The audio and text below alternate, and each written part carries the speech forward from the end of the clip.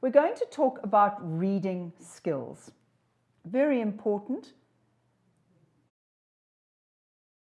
So, suggestions for the first reading of a text, things that I need you to practice.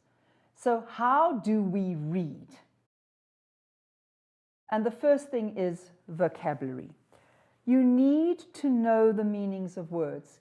Can I urge you to learn new words every day? You're going to have to do it very consciously. You're going to have to write down words, look them up, learn their meanings, and then try to use them. You might not have a lot of time this year if you're in grade 12. But remember, vocabulary is a lifelong learning skill. So you're going to need more words next year when you're going studying or you're going to get a job. So this mustn't be something where you say, oh, no, I can't be bothered with vocab. It's not something I need to focus on this year. So really, really important. But you always need to look at the words in the context. So the context of a word is where that word appears. So let us say that you've got the sentence and the word that you're having trouble with appears there. You look at the sentence around it, the words and phrases before and after. Then you look at the sentence before and after. So you're looking at the paragraph. And then you've got a whole text and you look at the text as a whole. So the context will give you an explanation for that word. It'll help you understand the meaning of this word that you're having trouble with if you look at the whole context. And then we come to something that is terribly, terribly, terribly important. So I want you to think about your brain, okay? Your brain that's got fold upon fold upon fold. When you read a word, and we can talk about where reading happens in the brain, but you activate a kind of electrical impulse that goes through the brain. And what you want to do is you want to connect the word, the sentence, the text that you are reading to a whole lot of other things. Now, we know that that word will come up with a whole lot attached to it where you've stored it in your brain. So if you go dog, as you see dog, there's a whole lot firing inside your head about the word dog. You recognize the shape of that word and you recognize a whole lot of other things that are happening around that word. And then you start connecting dog to the dog that bit my dog when I was riding my bike when I was a child, the dog that bit me and I had to go for an anti-tet, the puppy that my son has just got. You know, you're connecting across your brain. And that's what I mean by activate your prior knowledge. Prior means coming before. Let me get a nice bright red. Prior, what you have already inside your head. And it's prior knowledge. And that knowledge will help you understand this word in this sentence, in this paragraph, in this text, because you are making connections. So it is that absolutely essential thing to make connections while you are reading. So the knowledge is there in your mind, and then when you get dog, you bring everything you know about dog to the front of your mind. So you need to do this if it's a topic in science or in life science. What do I know about that topic already? What connections can I make? So when I give a text to my students, they often put their hands in their pockets, they lean back, and you can see they're now going to take it easy. Yeah. Because ma'am's got a text and ma'am's probably going to read it to us. Yeah. No. That's how you read for fun, if you read for fun. Those of us who read for fun. But what I want you to do is have your pen, your pencil, and your highlighter there with you. Because you're going to make connections. You're going to draw little things. You're going to write little things. As you get to the word dog, you're going to write, ah, because you have a problem with dogs, or you're going to go, yeah, and draw the little puppy. You're going to react to the text in front of you. So none of this hands in your pockets. I rushed across my classroom today because some child was sitting there like this. And he said, no, ma'am, I've got nothing. Because last time I rushed across the classroom, he had consumer studies that he was doing instead of English. No, he said, ma'am, look, you can look, I've got nothing. But he was back in the desk as usual, looking down. He says, no, we are reading. Reading is active, reading is engaged, reading is passionate, and you're making connections. So please, you are activating prior knowledge, absolutely critical. You're making connections, lots and lots and lots of them. These are links. These are relationships of this word, this text, these ideas, this topic to a whole lot of other things that you already know. Then you need to see the relevance of the connections to the passage. Relevance, again, the link, the importance. So you are reading something about puppies, and you are going to make that connection that's going to help you unpack this passage in front of you. And now we come to prediction. What does this mean? Let's do a word attack skill. Pre. Pre is a prefix. Do we understand a prefix? A few letters that we put at the front of a word in order to change the meaning. And pre means before. Right, dict. This is the root of our word. Now we're going to do etymology. What language does the dict part come from? When you're in doubt, say Latin or Greek. Okay, we have Latin. We have the Latin word for a word and the Latin word for to say. So predict is saying beforehand, giving words beforehand. This is important. It is, in terms of your CAPS document, it is a pre-reading skill. But remember that pre-reading, not in the sense of here's my text and I just make the predictions once and then I stop. It's a pre-reading during reading skill. You're going on all the time. So before you read the whole passage, you're predicting. Then as you get to the end of the first paragraph, before you read the second paragraph, you're predicting. So it is a pre-reading that goes on all the way through.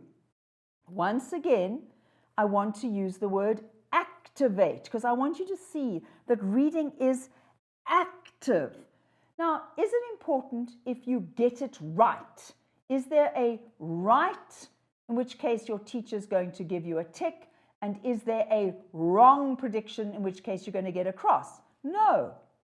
Your predictions are just helping you to engage with the text, to make your reading active. So it doesn't matter if the prediction is right or wrong. What is important is that you are thinking about the text.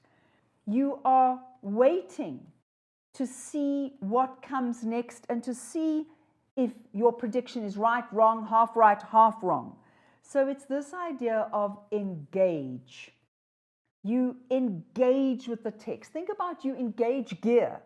All right? If you've got the car in neutral, it doesn't matter how much you press, you're going nowhere. You're just going, nothing happens. You have to engage the gear. And when you engage the gear, you can go forward or backwards. You can move. In the same way you engage with the text, your brain and that text are having a conversation with each other all the time. Reading is active.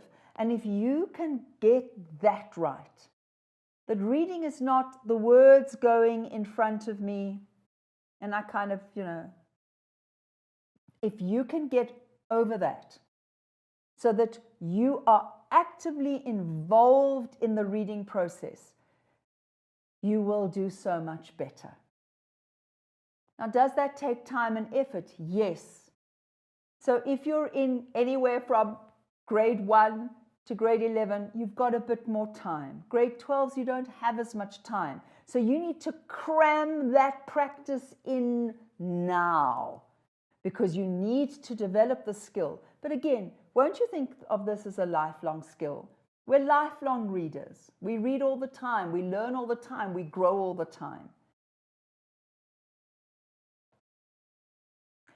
Then I like always to look at the date of publication. I've said why it's important, so that you can see where this fits in. So my matrics asked me if I wouldn't do a passage on COVID, because they said they're likely to get COVID in prelims. Could I do something on COVID?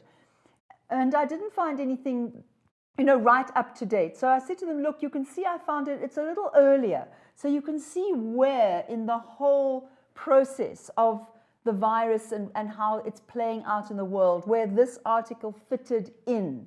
It's really very important. Look for that date of publication. Then you must look at where. You're looking at the source.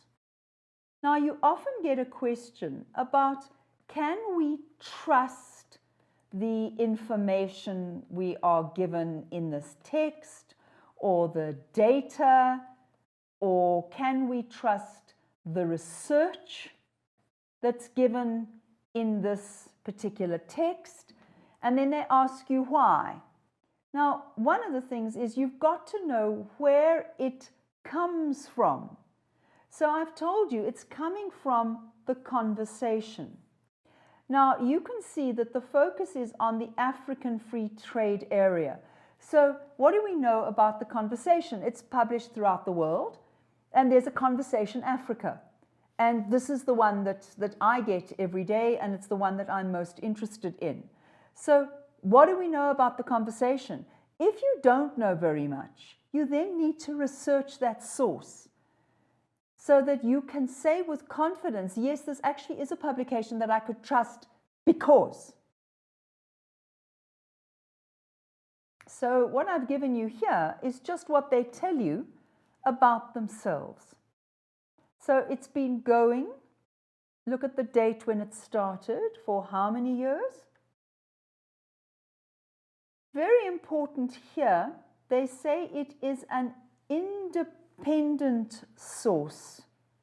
Say to yourself, independent of what? And it's a source of news and views. Who writes the articles in the Conversation Africa? Academics and the research community. So organizations that conduct research. It's delivered direct to the public, so you get it straight from them. And if you want to know more about them, you can go and find out. It's absolutely open and transparent. Now, would I trust academics? Yes, I would. I would like to know more about which academics. Research communities, I would like to know which organizations we're talking about. Is it just news? No, it's not. News and views. There's stuff on culture and all sorts of things, as well as more obvious news articles. So it's a great publication.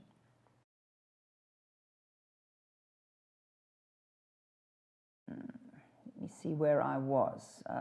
Hang on. Can I go further down? Right, hang on. There I am. You always look at the headline. I find that students don't really pay attention to the headline when they are looking at an article. Ask yourself, who writes that headline? Usually it's not the person who writes the article. It's usually the editor. So that's something else you could look at, is who is editing this publication? What are their qualifications? Where do they come from? Where are they based? Do we trust this editor? But remember, the editor will have read what the person has written, and then will write a headline that will in some way encapsulate the message. So one of my students, in this article that I told you that I prepared as a practice for prelims, she said to me that she felt that the headline could be understood in more than one way. That's very possible. But remember that the editor wants to grab your attention. So if you do think it's working in one or two or three ways, that could very well be part of the intention of the editor, to get you thinking about it, thinking, reacting, and wanting to read the article. And I've said here, the headline will guide you. So please look at the guidance offered by the headline. So here is my headline. Please won't you read it?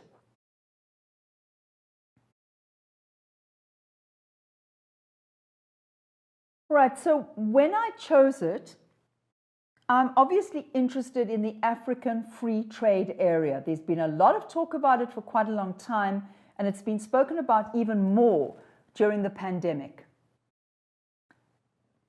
And then it could be a game changer. And I wanted to look at that because it's positive. This is when it was published. So it tells you when it went online. But I worried about the vocab. So here we've got free trade area. So the free trade zone. I've told you which dictionary I'm using. Here it's the Collins English Dictionary, and I access it online. Why do I like it? Please look at how it's set out. First of all, we've got this. This tells me how to pronounce it. Now, I've only got about 10 minutes left of the program, so I'm not going to go into that. But if you want to know how to say a word in English, this is your international phonetic alphabet, and it helps you. We'll leave it for the moment. It gives you the part of speech. It tells you here which area of interest you can find it in. So it's in economics. And it says, an area in which trade can be carried out free of such government interference as import quotas, export subsidies, protective tariffs, and so on. So what is the first thing I like about this dictionary? It gives me an explanation in a sentence. And it's in a sentence I can understand. Some dictionaries are so short, they're so brief, they're so concise, that unless your vocabulary is really good, you actually don't know what the explanation is. I had a student once phone into a live broadcast and say to me, I looked up this word and I got that word. I looked up that word and got that word. I looked up that word and got that word. I looked up that word and I came back to the one at the beginning and said, please help me, Janet, because I didn't understand any of them. So that is a problem with some dictionaries. So find a dictionary that works for you. It's an explanatory dictionary. So it gives you an explanation in English. I like the Collins. Right. Now, what I also like, these words, you can click on if you don't understand them, and you'll get an explanation of those words. So I thought, let me just show you. I clicked on interference, and I got uncountable noun. Interference by a person or group is their unwanted or unnecessary involvement in something. And it tells me disapproval. And then it gives me some sentences. The Parliament described the decree as interference. Airlines will be able to set cheap fares without interference. And it gives me synonyms. And if I want to, I can click on all of these and get more help. I really, really like this dictionary. What about quota? Maybe I didn't understand quota. Look what it gives me. It tells me this is the countable noun, this is the countable noun. Here is meaning number one, here is meaning number two. A quota is a limited number or quantity of something which is officially allowed. Gives me an example of how it's used in a sentence. Countable noun, number two. A quota is a fixed maximum or minimum proportion of people from a particular group who are allowed to do something such as come and live in a country or work for the government. Do you see why I like this? It's a sentence I can understand. Now, very important. The quota is the limited number or quantity of something which is officially allowed. Okay?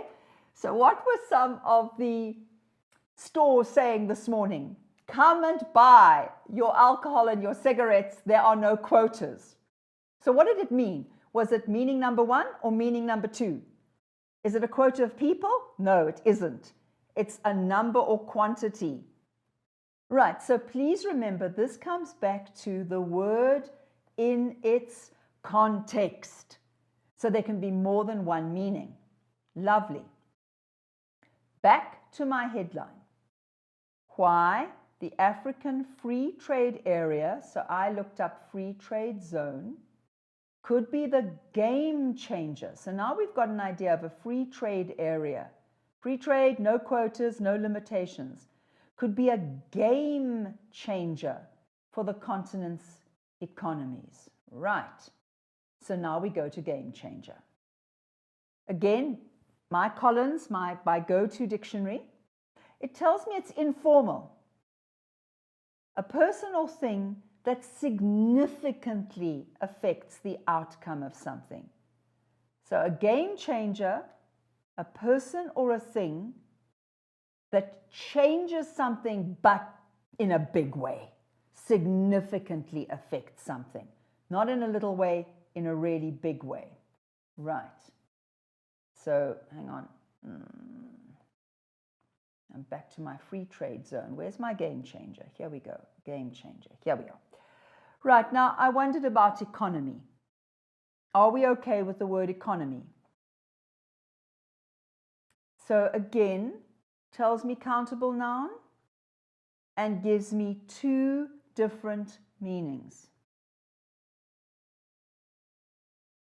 All right? So once again, you need to learn all of these meanings. You need to know everything about the words. Now an uncountable noun with this meaning. Economy. So is this what it means in the text? No. Look at this. The use of a minimum amount of money, time, or other resources. Not wasting anything. That's not what we mean by a country's economy. Look at this one. If you make economies, look at this. This is the idiom in English. You make economies. What does it mean? You try to save money. So there's the fourth meaning. And 5, and 6, and 7. So do you see when I say the meaning of the word in its context, is it a noun or is it an adjective? Notice I just left out economy class because there was just too much information. So really important, you know the word economy, but when you read a text, you might say to yourself, hang on a second, they're not using economy the way I know it. So maybe it's economy such as economy services, cheap services. Maybe it's economy to describe a large pack of something, which I'm buying at the supermarket. So you need to see what I said at the beginning, that you look at the word in its context.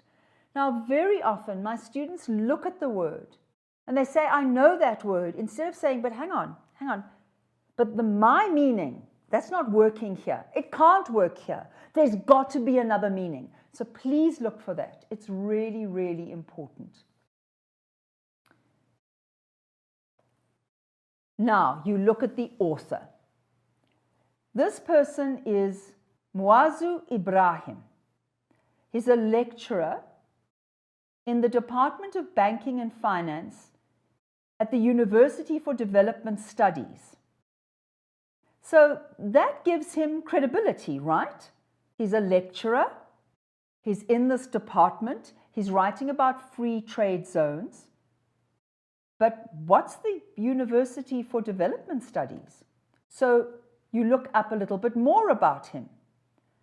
He holds a Doctor of Philosophy, a PhD, in finance from Wits. Oh, well, at least I know what Wits is. Right, good, okay. So that is very impressive. He's got a PhD from Wits in finance. Will I take his article seriously? You bet. Anything more about this man? Yes. He received a Master of Science in Development Economics from the School of Oriental and African Studies at the University of London. So that's very impressive, right? We know about the University of London. We know its reputation. And he's writing about the free trade zone in Africa. Well, he got an MSc in development economics, focusing on Africa. His BA in economics came from the Kwame Nkrumah University of Science and Technology in Ghana. This man has a lot of roots in Africa. He's got international accreditation. Yes, am I going to trust him? You bet. He's a lecturer at the Department of Banking and Finance at the School of Business and Law, the University of Development Studies, WA campus, where he teaches undergraduate and he's teaching postgraduates. But you say to yourself, the WA campus? Do I know this?